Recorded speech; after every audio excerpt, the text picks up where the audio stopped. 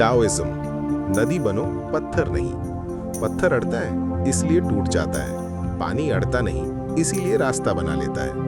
अब सच सच बताओ, क्या तुम भी उन्हीं लोगों में हो जो हर चीज को नियंत्रित करना चाहते हैं? हर बातचीत अपने हिसाब से, हर इंसान तुम्हारी अपेक्षा के अनुसार, हर योजना बिल्कुल वैसी ही जैसे तुमने डिजाइन की। और जब वास्तविकता तुम्हारे ब्लूप्रिंट को फॉलो नहीं करती तो भीतर इरिटेशन, रेजिस्टेंस, फ्रस्ट्रेशन पैदा होता है। यही वो बिंदु है जहां डाओइज्म तुम्हें झकझोरता है। लाओ त्ज़ी का संदेश सीधा था, प्रकृति संघर्ष नहीं करती, फिर भी सब कुछ पूर्ण होता है।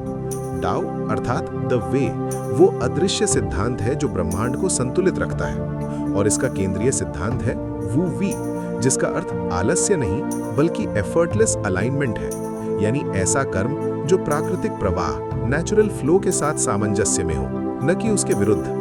तुम जब हर चीज को जबरदस्ती मोड़ने की कोशिश करते हो तो तुम ऊर्जा नष्ट करते हो। जब तुम परिस्थिति को पढ़ते हो, स्वीकारते हो और उसके अनुसार ढलते हो, तब तुम कम प्रयास में अधिक परिणाम उत्पन्न करते हो। Minimum force, maximum impact. नदी की तरह सोचो, वो टकराती नहीं, वो बहती है। वो कठोर नहीं, लचीली है, और यही लचीलापन उसकी वास्तविक शक्ति है। कठोरता दिखावटी ताकत देती है, पर लचीलापन दीर्घकालिक विजय देता है। वूवी तुम्हें सिखाता है कि हर युद्ध लड़ना आवश्यक नहीं, कभी-कभी रणनीतिक धैर्य सबसे तीव्र हथियार होता है। नियंत्रण की दीवानगी छोड़ो, प्रवाह को पढ़ो और वहीं वार करो जहां प्रतिरोध शून्य हो। यही बिना लड़े जीतने की कला है। डाओइज्म, कंट्रोल छोड़ो, फ्लो पकड़ो। सुनो, असली समस्या बाहर की दुनिया नहीं है। समस्या तुम्हारी वो मानसिक आदत है जो हर चीज को मैनिपुलेट करना चाहती है। तुम सोचते हो कि अगर तुमने टाइट ग्रिप रखी तो लाइफ सिक्योर रहेगी, लेकिन पैराडॉक्स ये है कि जितना कसकर पकड़ोगे उतना ही फिसलेगा। डाओइज्म कहता है ओवर कंट्रोल ही डिसऑर्डर पैदा करता है। जब तुम हर आउटकम को माइक्रो मैनेज करते हो तो तुम नेचुरल इंटेलिजेंस को ब्लॉक कर देते हो। प्रकृति ऑर्गेनिक है, वो लीनियर नहीं, सिक्लिकल है। वो रिजिड नहीं, रिस्पॉन्सिव है। वूवी का अर्थ है रिस्पॉन्सिवनेस, रिएक्शन नहीं, रिस्पॉन्स। रिएक्शन इंपल्सिव होती है, रिस्पॉन्स कॉन्शियस होता है। यही अंतर इमैच्योर माइंड और अवेकेंड माइंड के बीच है। तुम अगर गौर करो तो देखोगे कि तुम्हारी अधिकतर थकान फिजिकल नहीं, साइकोलॉजिकल फिक्शन से आती है। तुम रियलिटी से लड़ते रहते हो, ट्रैफिक से, लोगों की सोच से, मार्केट की अनप्रेडिक्टेबिलिटी से, अपने पास्ट से। लेकिन क्या कभी सोचा कि रेजिस्टेंस ही सफरिंग का आर्किटेक्चर बनाता है?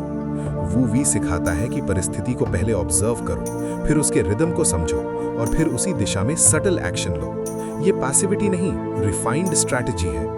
जैसे एक स्किल्ड मार्शल आर्टिस्ट अपोनेंट की एनर्जी को उसके खिलाफ यूज करता है, वो ब्रूट फोर्स नहीं लगाता, वो लेवरेज बनाता है। यही प्रिंसिपल जीवन पर लागू होता है। हार्ड होना आसान है, ईगो को बस टेंशन चाहिए, लेकिन सॉफ्ट होना करेज मांगता है, क्योंकि सॉफ्टनेस में ट्रस्ट शामिल है। Trust in process, trust in timing, trust in tau. जब तुम फ्लो में आते हो तो तुम इंपल्सिव डिसीजंस नहीं लेते, तुम कैलिब्रेटेड मूव्स लेते हो। तुम रिएक्ट नहीं करते, तुम ऑर्केस्ट्रेट करते हो। यही कारण है कि सच्चा मास्टरी अग्रेसिव दिखने में नहीं, एफर्टलेस दिखने में है। याद रखो, जो व्यक्ति हर समय खुद को साबित करने में लगा है वो अभी भी असुरक्षित है। जो शांत है, अलाइंड है, वही स्थिर शक्ति है। इसलिए अगली बार जब लाइफ तुम्हारे प्लान के खिलाफ जाए, तुरंत पुश मत करो, पॉज करो, ऑब्जर्व करो, एडजस्ट करो। नदी की तरह सोचो, डेस्टिनेशन क्लियर रखो लेकिन रास्ते फ्लेक्सिबल रखो।